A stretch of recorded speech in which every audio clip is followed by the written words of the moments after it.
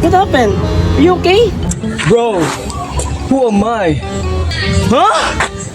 Are you okay, bro? Nilalagnat ka ba? I think I need to find myself, bro. It's not you, it's me. Bro, where are you going? You're watching Group 2 TV. Hi! Let's meet the philosophers who tried to solve the who am I mystery. In ancient Athens, there was a young man who admired his teacher, Socrates. So much that he decided to keep his ideas alive. His name was Plato. Plato believed in a world of perfect forms, where everything we see is just an imperfect copy. He said the soul has three parts: reason, spirit, and desire. His ideas still guide debates about justice, education, and reality itself. Long ago in Athens, a man in simple clothes and bare feet wandered the marketplace, asking question after question. That was Socrates, the philosopher who believed self-knowledge was the key to a happy, virtuous life. He never wrote a word, so everything we know comes from his students. His special way of teaching, the Socratic method, used clever questions to reveal hidden beliefs and guide people to better understanding.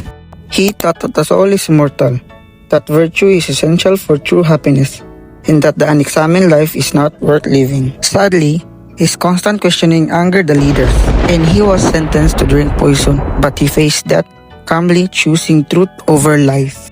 Today, his ideas help us think more deeply, question more wisely, and live more meaningfully. Let's jump forward in time to a bold French thinker. In 17th century France, a man sat by the fire, wondering what he could be absolutely certain about.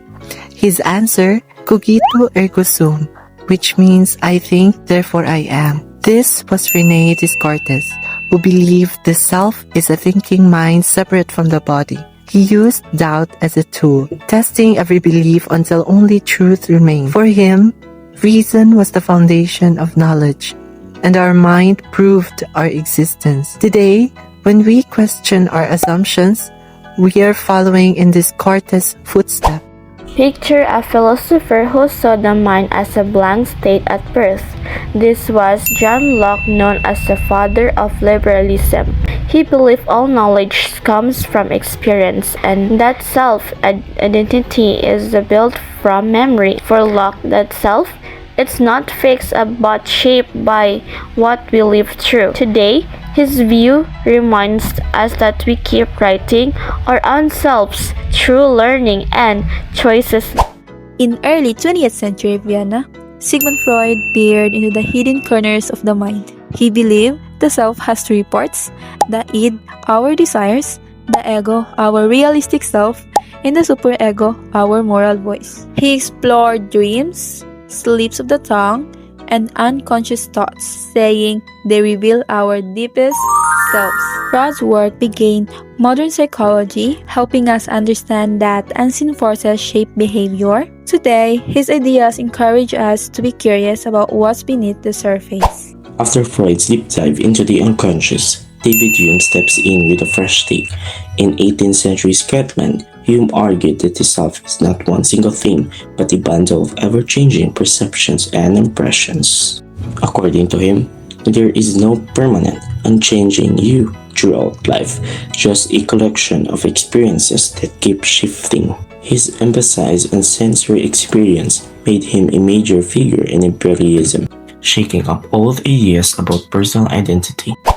Gilbert Ryle took aim at Descartes' famous mind-body split, calling it a category mistake. He said mental states aren't mysterious, separate things but simply tendencies or dispositions to behave in certain ways. For Ryle, the self isn't a hidden thing inside us, but the overall pattern of our behavior. His ideas push philosophy toward behaviorism and reshape how we think about mind and action. Maurice Merleau-Ponty saw the self as inseparable from the body. Rejecting the split between mind and body, he argued that our very consciousness and experiences depend on our physical being. For him, the self is an embodied subjectivity shaped through the body's interactions with the world. His focus on lived experience or phenomenology has deeply influenced modern cognitive science and philosophy, showing that who we are is something fully lived and felt. Immanuel Kant rarely left his hometown, yet his ideas reshaped the world. He believed the self organizes experiences through the mind's own structures, shaping how we see reality. His categorical imperative taught that morality comes from reason, and we must act in ways we want everyone to act, honoring human dignity and universal respect. Paul Churchland, a philosopher of neuroscience, boldly claimed that common ideas about the mind, what he called folk psychology, are wrong. He argued that mental states are nothing more than brain states, and that the self is just a result of brain activity. This view, known as eliminative materialism, challenges old ways of thinking about mind and self, sparking lively debates between philosophy and neuroscience. What if the key to knowing yourself is also the key to knowing God?